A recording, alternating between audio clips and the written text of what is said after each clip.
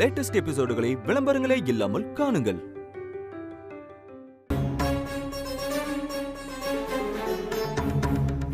இந்த மாலைய சாமி பாதத்துல வச்சு ஆசீர்வாதம் பண்ணி கொடுங்க.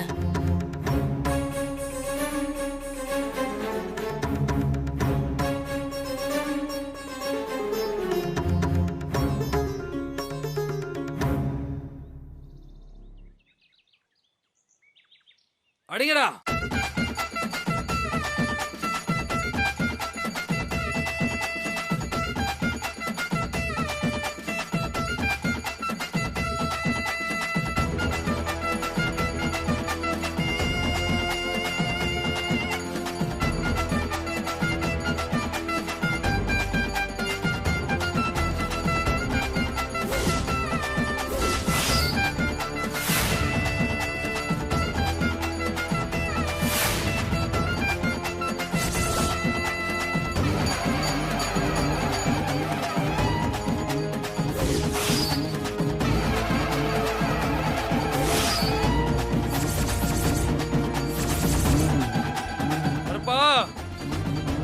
வா, இறங்கி வா.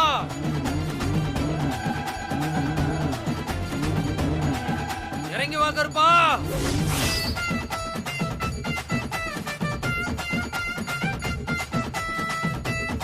கருப்பா, இறங்கி வந்து உன் பிள்ளைங்களோட பிரச்சனையை தீர்த்து வை கருப்பா. கூப்பிட்டோன்னே வர சாமி ஏன் இவ்வளவு நேரம் ஆகியும் வரல? எதுவும் தெய்வ குத்தம் ஆகி இருக்குமோ? என்னாச்சுங்க ஐயா? தெரியலம்மா, இவர்தான் நமக்கு எப்பவுமே சாமி ஆடுறவர். மாசத்தோட முதல் வெள்ளிக்கிழமை சாமி அழைச்சி குறி சொல்றவர். கூட்டோன வர அந்த கருப்பன் இன்னைக்கு ஏன் இவ்வளவு நேரமாகியும் வரலன்னு தெரியலம்மா.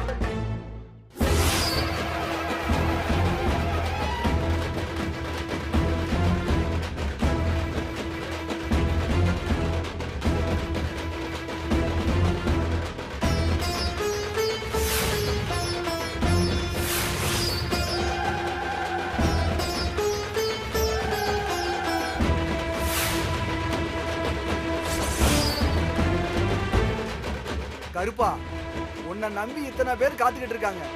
எந்த குறை இருந்தாலும் இறங்கி வந்து சொல்லு கருப்பா, நிவர்த்தி பண்ணி வைக்கிறோம். எங்களை சோதிக்காத, இறங்கி வா கருப்பா.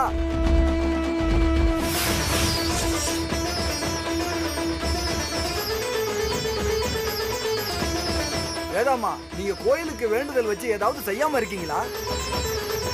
கொஞ்ச நாளா கோயிலுக்கு வர முடியல. அந்த குறைய தவிர வேற எந்த வேண்டுதலும் நான் வைக்கல. எல்லாமே என் பசங்க பிறந்தப்பவே நான் செஞ்சு முடிச்சிட்டேன்.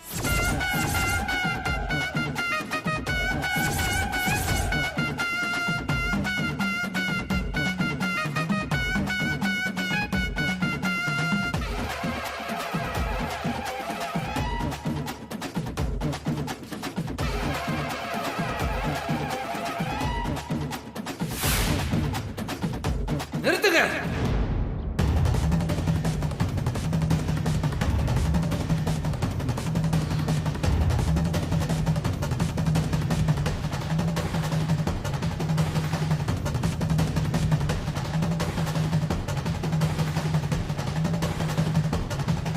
சாமி, என்ன பண்றீங்க?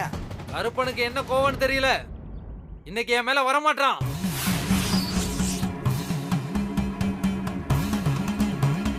என்னால பொய்யா நடிக்க முடியாது. இதோட நிறுத்திக்கலாம். என்ன பூசாரி இப்படி சொல்லிட்டீங்க? உங்க வாக்குல தான் எங்க பசங்களோட வாழ்க்கையே இருக்கு. அது ஏன் வாக்கு இல்லம்மா, தெய்வ வாக்கு. கருப்பன் இறங்கி வந்து சொல்ல மாட்டேங்கிறானே. என்ன குறையா இருக்கும்? கருப்பனுக்கு பிடிக்காத சம்பவம் நடக்கிற மாதிரி இருந்தாலோ, வேண்டாத யாராவது முன்னாடி நின்னாலோ இறங்க மாட்டாமா. அப்படி யாரோ இங்க இருக்கிறீங்க. சாமி, என்ன சொல்றீங்க? நான் உண்மையதான் சொல்றேன். இதுக்கு மேல என்னால இங்க இருக்க முடியாது. அடுத்த வாரம் பார்க்கலாம். நான் கிளம்புறேன்.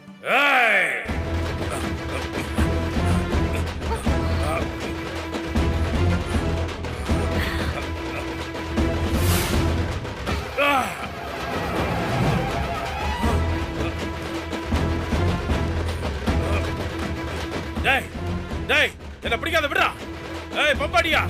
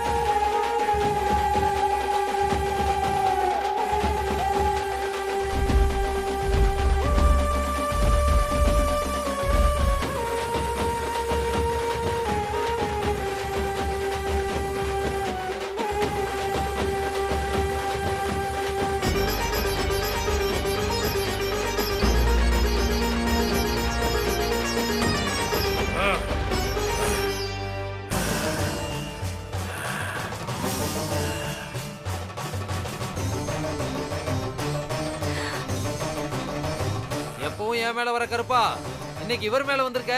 நான் எதுவும் தப்பு பண்ணிட்டேனா? ஏய் உன் மேல எந்த தப்பு இல்ல. காரண காரியம் இல்லாம நான் எந்த ஒரு விஷயத்தையும் பண்ண மாட்டேன்.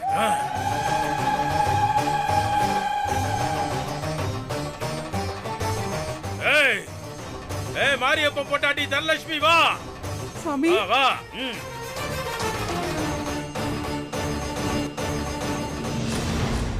ஏய் எழுந்துரு. உனக்கு தாலி கட்டின புருஷன் எங்க போனானே தெரியல, அப்படித்தானே? ஆமா சாமி. ஒரு மாசமா எந்த தகவலும் இல்லல? ஆமா சாமி, எந்த தகவலும் இல்ல சாமி.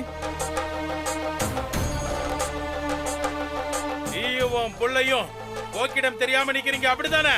ஆமா சாமி. அவனுக்கு ஒண்ணும் இல்ல, நல்லா இருக்கான். இன்னும் 2 நாள்ல வீடு வந்து சேருவான். இனி அவனால உனக்கு எந்த தீங்கும் வராது. போ, திருந்தி குடும்பம் பண்ணுவான். நிம்மதியா வீட்டுக்கு போ. போ. விடியா என்ன நில்லு.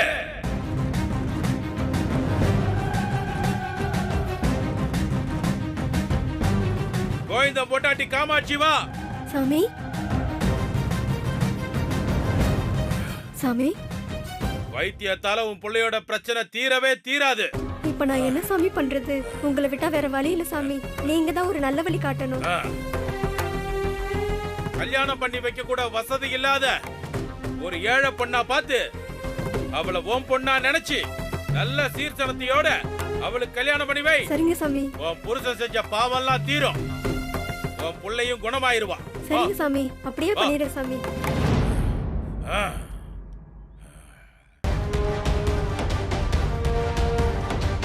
இப்பதான் என் ஞாபகம் வந்துச்சா? வேலை நிறைய இருந்ததால பெத்த தாய் தகப்பனையும் காக்கிற குல தெய்வத்தையும் வணங்காத குடும்பம் என்ன கதியாகும் தெரியுமா? மன்னிச்சிரு சாமி. இனி வருஷம் தவறாம உன் சன்னதிக்கு வந்துருவேன். உன் பிள்ளைக்கு கல்யாணம் பண்ணணுமா? பொண்ணு பாத்திருக்கியா?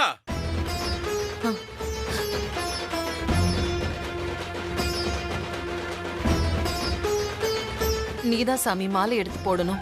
கொடு மாலைய. மாலை கொடுங்க.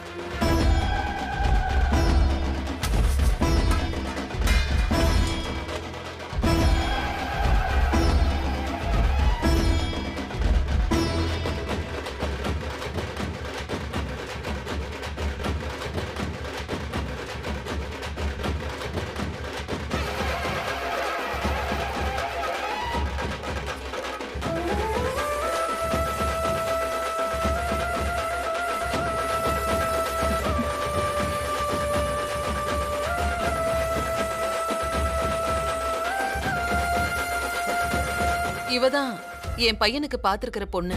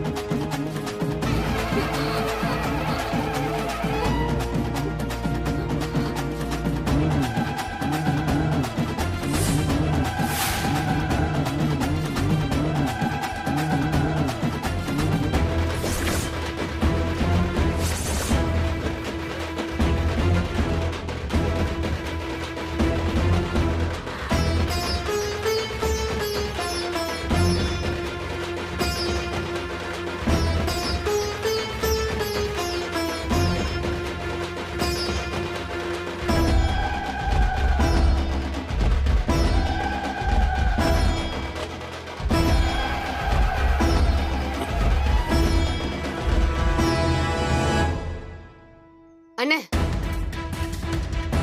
என் பொண்ணு கழுத்துல மாலையை போடாம ஒரு வேலைக்காரி கழுத்துல மாலையை போட்டிருக்கீங்க. இதுக்கு என்ன அர்த்தம்?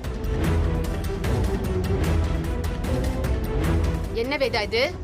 என்ன நடக்குதுங்க?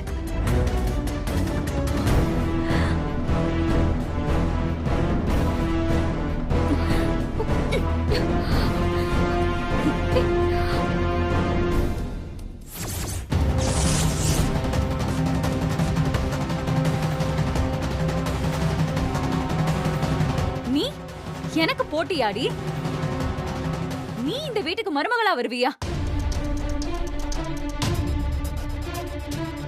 அவர்தான் மாலையை போட்டார்னா அத நீ போட்டிருப்பியா?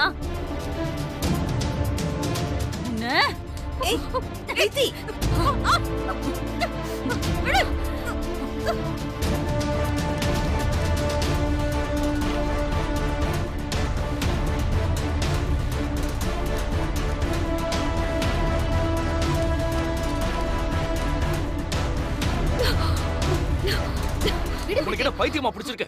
ஆமா, இந்த மாதிரி பைத்தியக்காரத்தனமா நடந்தா எனக்கு பைத்தியம் தான் பிடிக்கும். பிரீத்தி, கொஞ்சம் பொறுமையா இருடி. ஐயோ, என் பொண்ணு இப்படி ஆயிட்டாளே. இதுக்கு முன்னாடி இப்படி நடந்துகிட்டதே இல்ல.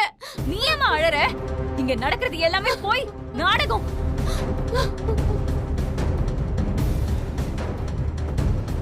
என்ன ஆண்டி, எல்லாத்தையும் பார்த்துட்டு சும்மா நிக்கிறீங்க? இதெல்லாம் உண்மை நீங்களும் நம்புறீங்களா? அங்கிளுக்கு நான் அந்த வீட்டு மருமகளா வர்றதுக்கு துளி கூட விருப்பமே இல்ல. அதுக்காக அவரே இல்லாத சாமிய தான் மேல வந்துருச்சுன்னு நடிச்சு நாடகம் போட்டு என் கழுத்துல போட வேண்டிய மாலைய இவ கழுத்துல போட்டிருக்காரு. பிரீத்தி, என்ன பேசுற நீ? சாமி விஷயத்துல யாராவது நடிப்பாங்களா? கோவில் வாசல்ல நின்னுக்கிட்டு இப்படி எல்லாம் பேசாதம்மா, அது உனக்கு நல்லதில்ல. கோவில் வாசல்ல சாமி மாதிரி நடிச்சிட்டு எல்லாரையும் ஏமாத்தலாமா? அவரு நடிக்கிறாரா ஆண்டி? எப்படியாவது இந்த கல்யாணத்தை நிறுத்திக்கலான்னு பிளான் பண்ணிட்டு இருந்தவருக்கு சரியான சந்தர்ப்பம் அமையவும் அதை பயன்படுத்திக்கிட்டாரு. பக்திங்கிற பேர்ல இவர் பண்றதெல்லாம் யாரும் நம்பிடாதீங்க. நீ சரியா சொன்ன பிரீத்தி. வேதா, பிரீத்தி சொல்றதுதான் உண்மை. எங்க எல்லாரையும் விட உன் ஹஸ்பண்ட பத்தி உனக்கு நல்லாவே தெரியும். நீ இத உண்மை நம்புறியா? நிறுத்துக்குமா. எங்க வந்து என்னமா பேசிட்டு இருக்கீங்க? இந்த கருப்பசாமியோட எல்லையில வந்து ஒருத்தர் பொய் சொல்லிட்டு போயிட முடியுமா? அப்படி போனா அவனால ஒரு நாள் கூட நிம்மதியா தூங்க முடியாது. 20 வருஷமா என் மேலதான் இறங்கி வருவான். அவனோட உக்கிரம் என்ன, அருள் என்ன நல்லா தெரிஞ்சவனா. என் அனுபவத்துல சொல்றேன், ஐயா மேல வந்தது என் கருப்பன் தான். அதுல எந்த மாற்றமும் இல்ல. உங்க மேல வர்ற சாமி எதுக்கு இவர் மேல வரணும்? அது எனக்கு தெரியல. ஆனா வந்தது கருப்பு தான். 100% அவர் நடிக்கல. கருப்பு சொன்ன முறைப்படி கேட்டு நடந்துக்கிட்டா அது உங்க பிள்ளைங்க எதிர்காலத்துக்கு நல்லது. இல்லைனா என்ன நடக்கும்னு யாருக்குமே தெரியாது. அப்படியா? இவரு வேதா ஆண்டி வீட்ல வேலை செய்யற ஒரு வேலைக்காரிக்கு மாலை எடுத்து போட்டிருக்காரு. அப்போ இந்த வேலைக்காரி தான் வேதா ஆண்டிக்கு மருமகளா? இவ கழுத்துல தான் சஞ்சய் தாலி கட்டணுமா? நீங்க பேசுறதுல கொஞ்சமாவது லாஜிக் இருக்கா? பாருங்க ஆண்டி, இந்த வாணிய உங்க மருமகளாக்க சொல்லிட்டு இருக்காங்க, நீங்களும் இதை ஏத்துக்கிறீங்களா? பிரீத்தி, ஒரு பேச்சுக்கு சொல்ற விஷயத்தையே உன்னால தாங்க முடியலையே. இவங்க எல்லாம் இதையே கம்பல் பண்ணி சொல்றாங்களே, இப்ப நீ என்ன பதில் சொல்ல போற? என்னங்க இதெல்லாம்? ஏன் இப்படி எல்லாம் பண்ணீங்க? உண்மையை சொல்லுங்க. நிஜமாவே உங்க மேல சாமி தான் வந்துச்சா? இல்ல இந்த கல்யாணம் நடக்க கூடாதுன்னு நீங்க இப்படி பண்ணீங்களா?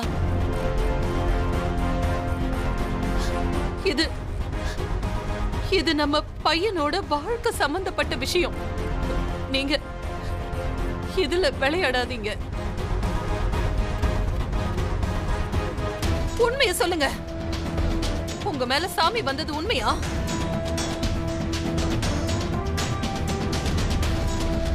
சொல்லுங்க.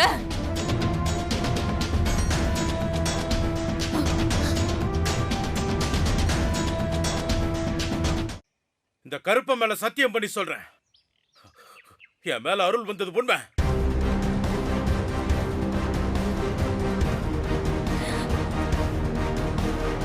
நீங்க எல்லாம் சொல்றத வச்சுதான் இங்க என்ன நடந்துச்சுன்னு என்னால புரிஞ்சுக்க முடியுது.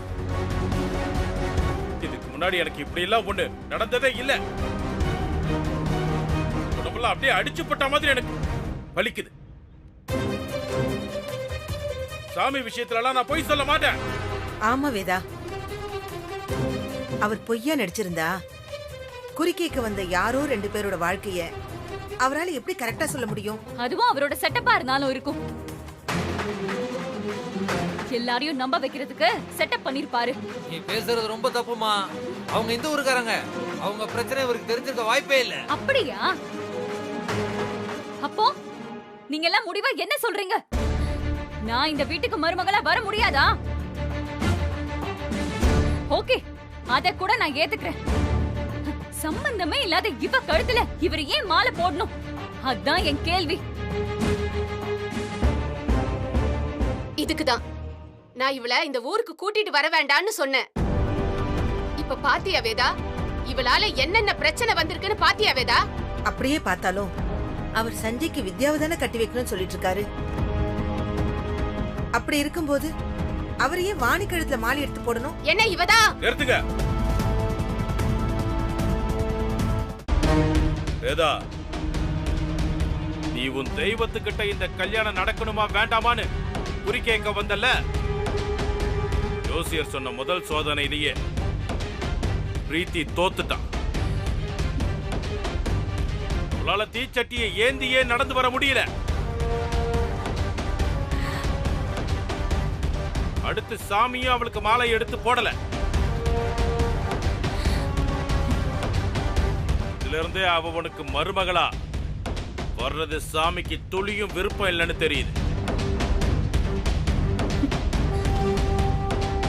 இதுக்கு மேல இந்த விஷயத்துல நீ ரிஸ்க் எடுக்கணுமா?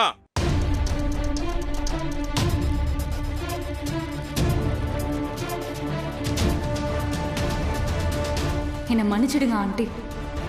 நான் இதை எப்படியாவது செஞ்சிடலாம் தான் நினைச்சேன். ஆனா என்னால முடியல.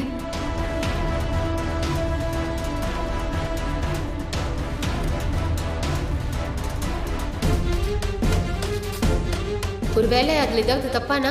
அதான் சொன்னேனே, இந்த கல்யாணத்தை மறந்துடணும். அதையும் மீறி இவங்க 2 பேரையும் சேர்த்து வைக்கணும்னு நினைச்சா உங்க பசங்க வாழ்க்கையில நீங்களே மண்ணலி போடுறதுக்கு சமம். வேதா, எனக்கும் ஏதோ தப்பா இருக்கிற மாதிரி தான் தோணுது. வாணி கழுத்துல மாலை போட்டத நம்ம பெருசா எடுத்துக்க தேவையில்லை. ஆனா பிரீத்திக்கு ஃபேவரா இங்க எதுவுமே நடக்கலையே, அதை யோசிச்சு பாருமா.